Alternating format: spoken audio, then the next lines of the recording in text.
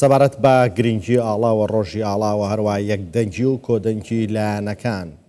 لەم کاتە ئەستیارەدا چ لە هەرێمی کوردستان چ لە عێراق ئەم پرسانە گفتوگۆکەم لەگەڵ بەڕێز سەلام عەبدوڵڵا نووسەر لە ستۆدیۆ میوانمانە. مامۆستا سەلام بەخێر بێ. زۆر سوپاس بۆ ئەم دەرفەتە. سوپاس بامەدەبوونی بەڕێزتان. بەرزکردن و بەرزڕاگررتنی ڕۆژی ئاڵا تا چەند گرنگەوە ڕۆژە گرنگە یان دەبێ مەکا لەسەر بکەین گەنجان و خەڵکی هەرێمی کوردستان بەگشتی هەر ڕۆژێک لەلایەن ڕۆژێک بێ بۆ بەرزڕاگررتنی ئاڵای کوردستان. زۆر سوپاس بۆ ئەم دەرفەتە. لە پێشەکی پیرۆزبایەکی گەرم لە جەنابی سەرۆک بەرزانیەکەم کە یەکێک بوو لەو کەسایەتیانەی کە دەست پێشکەری کرد بۆ هەڵکردنی ئاڵای کوردستان لە هەرێمی کوردستان. بەڕاستی ئاڵا مێژووی دووری درێژی هەیە و ئەگەر ئێمە بە مێژوودا بچینەوە ئەبینین لە مێژۆ کۆنەکانیشە ئاڵا هەمیشە بۆ بە ڕەمز هەرچەند لە سەرەتا هێمایە بۆ هێزە سەربازەکان، بەڵام لەمە دووە بۆ بە هێمایەک بۆ ناسینەوەی گەلێک بۆ پێناسەی گەلێک. بەڕاستیشە لەو نوقسانانەی کە لای ئێمە هەبوو ساڵانی پێشوو پێشەوەی کە ئەم ئاڵایە کرا بە پێناسە کرا و لە پەرلەمانە بڕیاری لەسەردرا، ئێمە لە هەرێمی شەڕ ئاڵای عێراقمان هەڵواسی. بەڕاستی ئاڵای عێراق بۆ ئێمە بە تایبەتی بۆ گەلێکی قوربانی دەر ئەوەنە سمبۆڵێکی جوان نەبوو، چونکە هەر لە ژێرەوە ئاڵایە کیمیاباران و ئەنفال و جینۆسایدی گەلەکەمان نەکرا. یعنی من ئێستش بیرمە لە ساڵی 1970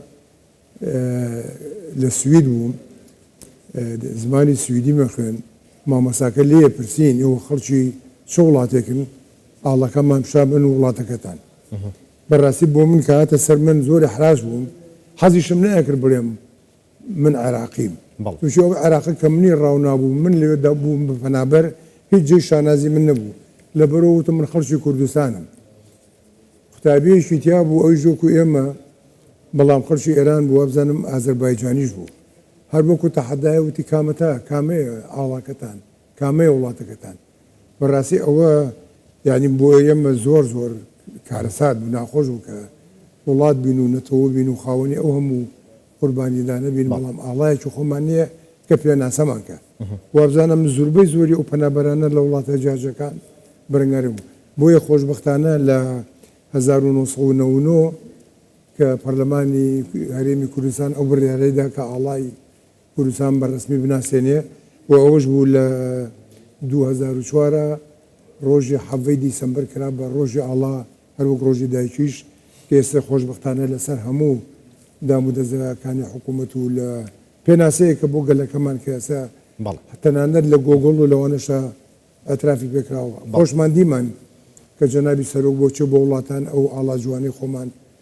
بۆی دانێت. جارانە بۆە پێشەوە بۆیە ئاڵای عێراقدانە، بۆ ئێستا جێی شانازیە کە بە چاوی خۆمان لە زەمەنی خۆمانە ئەو ئاڵایە بینین ئەشکێت و لە بەرچاومان. مامۆستا لە چەندین بۆنەدا سەرۆک بارزانی جەختی لەوە کردوێتەوە گرنگترین شت ئێستا بۆ گەلی کورد یەکێک لەوانە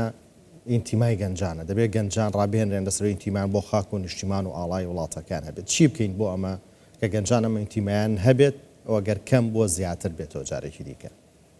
من بیرمە ساڵانی 50کان قوتابی فیدایی بووم، تەلەبی سەرەتایی، پێش هەموو شتی ئاڵا هەڵەکرا لە قوتابخانەکان، ئاڵای عێراق و بەداخەوە. ئەگەر ئەوە نازانم ئێستا کراوە بەوەی کە ئیجباری بێ هەموو ڕۆژێک خەڵک لەبەر ئاڵەکەیان هەفتانەیە یان چۆنە، مەفروزە لە کتێبی مێژوودا باسی بایەخی ئاڵا بکەین. ئاڵاماوە نەبێ هەر نەبوو بێ لە مێژوومانە، تووشی لە حکوومەتی یەکەمی شێخ مەحموود ئاڵایەکی تایبەت بە کوردستان نەبوو، بەڵام زیاتر ئاڵاکەی شەید قازی محەممەد بوو بە سمبۆڵ هەر ئاڵایە کە ئێستا ئێمەش هەموو پارچەکان شانەزی پێوەکەن. ئەبێ مامۆساکان، وەزارەتی پەروەردە، لایەنەکانی تر، لایەنە پەیوەندیدارەکان، تەنانەت لە مزگەوت و لە خانەخاکان و لەوانش ئەهمێتی ئەم ئاڵایە و سمبۆلی ئەم ئاڵایە و گەورەی ئەم ئاڵایە، تووشی کە ئەو ئاڵایە بینی قوربانیدانە بینی. ئەزانی من مەسەلەیەکم بیرەکەوێتەوە ساڵی 1970 لە زیندانێکی بووم، زیندانی هەیئە لە کەرکووک، یەکێک لەوانەی کە هینان نەکردی، یعنی وەکو ئێهانەیە گیان و ئێوە دەوڵەتانە ئاڵەتانەوێ، ینی وەکو ئەوە شتێکی زۆر خەتەرناک بۆ میلەتێک ینی گوایە بەس کورد نابێ ئاڵای هەبێ یا دەوڵەتی هەبێ هەر لەم ڕۆژانە کابرایەکی ئایەتوڵایکی شیعەیە بە ناوی ئایەت جەمالەدین ئەڵێ کورد قەت نابێ بە دەوڵەت نەخێر بەعەکسی تۆوە کورد ئەشبێ بە دەوڵەت و ئاڵاش دەوتا بە چاوی زەقی خۆت ئەیبینی بۆیە ئەمڕۆ عەرەبە عاقڵەکان و عەرەبە سیاسەتمەدارەکان یا عەرەبە بەوجدانەکان کە ئەگەنە هەرێمی کوردستان ئەڵێ بەڕاستی ئەڵێ دەچینە وڵاتێکی پێشکەوتوو بڕواکە یەکێ لەو عەرەبانە ئەی وامزانیوە هاتوومەتە یابان ینی لەبەر ئەوە ئێستا ئەو ئاڵایەمان پێناسەیە بۆ خۆمان بۆ وڵاتەکەمان بۆ نەتەوەکەمان بۆیە بێ گەنجانیش بە شانازیەوە بیکەن بە یەخیانە لە قوتابخانەکان لە هەموو مناسبەتێکە ئاڵەکان شانەزی پێ دەری خەیت و نیشانی بی بۆی ئەوانیش ئەهمیەتی و ئاڵایە بزان و ڕێزی بگرن و تەقدیریکەن و تەقدیسی بکەن مامۆستا ئەمڕۆ لە ڕۆژی ئاڵای کوردستاندا سەرۆک وەزیران و هەروەها سەرۆکی هەرێمی کوردستانیش جەختیان لێک ریزی و کۆدەنگی لایەنە سیاسیەکان کردەوە لەم دۆخەی ئێستای هەم هەرێمی کوردستان کە دۆخێکی هەستیارەوە هەم عێراقیش ئەمە تا چەند گرنگەوە چی بکرێت بۆ یەک ریزی و کۆدەنگی وەڵا بۆ یەک دەنجەکە ئەبێ لەگەڵ ئەو برادرانە کە وانایەنە پێشەوەکو پێویست پێی بڵێن تۆ ئیمانێ بە حکوومەتێک هەیە بۆ ئەم وڵاتە حکوومەتی هەرێم ئیمانی بەوە هەیە کە هەمومان پێکەوە ئاڵایەکمان هەبێ یەکگرتو پێناسەوە بۆ هەمومان ئەگەر ئیمانە بەبوون و بەردەوامی حکوومەت و ئاڵا هەیە وەرە پێشەوە با بەیەکەوە یەکانجیرن با وەکو جەنابی سەرۆکوتی یەک حکوومەت یەک پەرلەمان یەک ئاسایش یەک دام و دەستگا دروستکەین پێکەوە یعنی ئێمە تەنازول بۆ یەکتیکردن ئەوە تەنازولات نییە ڕێکەوتنە ئێمە هەمومان باساب ئەمانەی خزمەتی ئەم گەلە بکەین خزمەتەکە بە تاقی تەنیا ناکرێ بە تەنیا تۆ بچیتە بەغاوکو حزبێکێکی هەر بەقەدەر حەزمی خۆت ڕێزت دەگیرێت داواکانی بۆ جێبەجێکرێت بەڵام ئەگەر پێکەوە بوو یەکانگیر بوو داواکانێ کرد بە داوایەکی هاوبەش بۆ نەتەوە ئەو کاتە بە تەکید دەستکەوتە زیاترە بێ بۆ مەسلەی ئەم مادەی 140 تا ئێستا هەر حەل نابێ یان پاشەکشەی پێکن ینی ئەبێ خۆمان ئێمە یەکێک لە ئەرکە گرنگەکانی نوێنەرانمان لە محفەلی بەغاو لە ئەنجومەی نوێنەران داواکردنی ئەو کەم کوڕانە داواکردنی تاویز بێ داواکردنی جێڕانەوەی ناوچە دابراوەکانە بۆ سەر هەرێم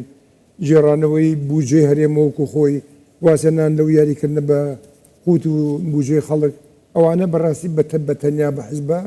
تاکە حیزب بەدی نایە بۆیە ئەبێ ئەمە شتێکی بەدی هەیە کە پێکەوە بووی بەهێزترەبی داواکانە تەسیری زیاترە بێ و داواش زیاتر دەزەکەوێت داواکانی مامۆستا ئەمڕۆ ئەوکو چۆن پێش ئاماژەم پێکرد سەرۆک وەزیران مەسرۆر بارزانی و نەچیفان بارزانی سەرۆکی هەرێمی کوردستانیش سەرکردە سیاسیەکان دیکەش بە یەکێتیشەوە بە شێوەیەک لە شێوەکان جەخسیان لە یەکدەنگی و کۆدەنگی کردەوە بەڵام پێچانوانی هەنێک جار لەوەی کە یەکدەنگی و کۆدەنگیەکان ناگەرە ئەنجام بەشێک لە میدیاکان هۆکارن لەمە وەڵی من کۆمەڵێ پەیج و ئەکاونت هەیە بەڕاستی ئەبوایە بە قەنەعەتی من وەزانم بنووسینیش هەمە کە ئەبێ جێتێک بێتە دەنگ لەسەر ئەمان بەتایبەت میدیا نافەرمیەکانی بڵێ ئێستا بەعزێک ئەکاونتێکەیە ئەڵێ خاص دانراوە بۆ ئەوەی خەبەرێکی ناخۆش خەبەرێکی دژە کورد خەبەرێکی دژی هەرێم خەبرێک تێکدانی پەیوەندیەکان ئەو خەبەرانە بڵاوکردن باشە ئەمە تۆ چ سوودێک گەێنی لە باسکردنی ئەم خەبەر و لە بڵاوکردنەوەی لەمە مەسەلە لای ئەو پەیجانە خۆشنی خەبەرە وەڵا حکوومەت بڕیاریە معاش ئەم دوو مانگە ئەخوان نایدا یا حکوومەت بریاریە فڵاشت نێڵێ نەوتەکە بڕوە یعنی ئەمانە ئەبێ دادگا ئەبێ لایەنی پەیوەندیدار ئەبێ حیزبەکان کۆدەنجێکیان نەبێ ئەو پەیجانە ڕاکن خۆشبەختانە وابزانم کۆبوونەوەکەی دوێنێ بووە ئەمڕۆ بوو لەسەر ئەوە ڕێکەوتن کە ئەو حەملە ئەعلامی لەسەر یەکتری کە سوء استفاده خەڵک سوء استفاده لێکە نارەکانی استفادەی لێکن ئەوە ڕاگیرە و بەسە ئەو دژایەتیکردنی یەکتر دەسی یعنی ئەمڕۆ لە پەیجێکا خوێنمەوە ئەندام پەرلەمانەکەی کە تازە بۆ بە ئەندام پەرلەمان ئەڵێ وەڵا ئەگەر بێ بە شەڕی ناوخۆ یەکێتی زۆر بەهێز ئێ باش ئەمە تۆ سبەی نەیتە ناو پەرلەمانەوە خانم ئەو قسەی هەیەکی تۆ ئێستا کە ماڵعیلم میلەتەکەمان گەشتە قەو قەنەعەتێک کە جارێکی کە ئەو هەڵە گەورەیە دووپات نەکاتەوە خوا لێ خۆش بوو مامجارات زۆر وتی ئەوە کۆتا جارە بێکە ئێمەیتر پەلاماریەکتری بین و شەڕی ناوخۆی تحریم کرا لە پەرلەمان یعنی ئەوانە ئەو پەیجانە مەفروزە هەردوو لە و حکوومەتیش و ئاسایشش اینجا لە کام لاوە بێدەنگیان کەن ئیتر بە لەوەنە سنوور نەبەزێنن تووشی زیانیان زۆر زیاترە بەڵ ئەمە ئازادی ڕادەربڕین نییە بەڕاستی بەڵ لە هیچ وڵاتی ئازادی ڕادەربرین نییە بڕە لە تورکیا با پەیجێک بێ بڵێ داوای ڕوخانی حکوومەتی تورکی وڵاتی تورکیەک لە هیچ وڵاتی قوڵات بەڵ بەڵام ئەوە ئێمە ئێستا لە نەفامی خەڵکو و لە نەفامی بەداخۆ ڕۆشنبیرەکەمە ئەوان خستۆتە قاڵبی ئازادی ڕادەربرین یعنی تۆ دژایەتی وڵاتەکەی خۆ کێوە ئازادی تۆ دژایەتی حکوومەتەکەی خۆ بکەیت تۆ دژایەتی ئەو بکەیت کە پتێ بیڕوخێنی بە علەنیە وتە خەڵکمانێ لە پەرلەمانی بەغاوە خەڵکمانێ ئێستا کە چێتە پەرلەمانی بەغا لەژێر عەلەمی عێراقا دانیشتەوە لێ بەڕێ شانەزی بڕواکەی خەڵکێکە بۆ لەوانە بە عەلەمی کوردستانەوە تۆ ئەمە پەڕۆیە وەکو عەلەمی وڵاتانی کە لە پلاتین دروست کرابێ عەلەم هەر پەڕۆ هەر قوماشە بێگومان مامەسا بەردەوام باس لەوە کراوە لە کاتی پێکێنانەکانی حکوومەتەکانی ڕابردووە کە پارتی هەمیشە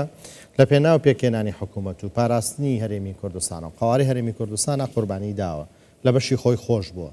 و هاتوۆتە پێشەوە تەنها بۆ ئەوەی دۆخەکە خراپتر نەبێت ئەم جارش پێتان وایە پارتی نەنبی بنوێنێتە بەرامبەر یەکێتی نیشتیمانی کوردستان هەر چەندە لە مای ڕابرا زۆر باس دەوەکرا لەگەڵ کێ حکوومەت بێن پێکی نهێنن دوجار هەردوو لا گەشتنەوە بڕایی کە تەنها یەکێتی و پارتیەتوان بێکەوە حکوومەتە دروست بکەن و هەردووکیان ئەتوانن یەکتری تەواو بکەن ئەوی ڕاستی بێ ئەوەی بە مێژووی ئەم 30 ساڵی ئەخیرا بچینەوە ئاگاداری ئەوە بین کە هەمیشە پارتی دەستپێشکەر بووە بۆ تەبایی بۆ یەکریزی و بۆ تەنازولاتیش لە پێناو گەلەکەیە هەمومان نەزانین لە ئینتیخاباتی نەودووە ئەکسەریەت پارتی هەنای بەڵام لەگەڵەوەشا قبولی ئەو 50 کرد بۆ ئەوەی ئەم تەجروبە عەزیمە مەزنە تێک نەچێ و بێڕێتەوە لەبەرەوە وازی لەو مافەی خۆی ناکە زورەی دەنگە لەگەڵەوەشا 50 قوبولی بۆ لە حکوومەتەکان یەک لە دوایەکیشە هەمیشە هەر پارتی مراعاتی بەرامبەری کردووە پۆستی زیاتر لە خۆشی داوەتێ بەڵام هیوادارین ئەم جارش ئەو دڵفراوانەیە بۆ لە پێناو پاراستنی ئەم بارودۆخەدا لە پێناو پاراستنی هەرێمە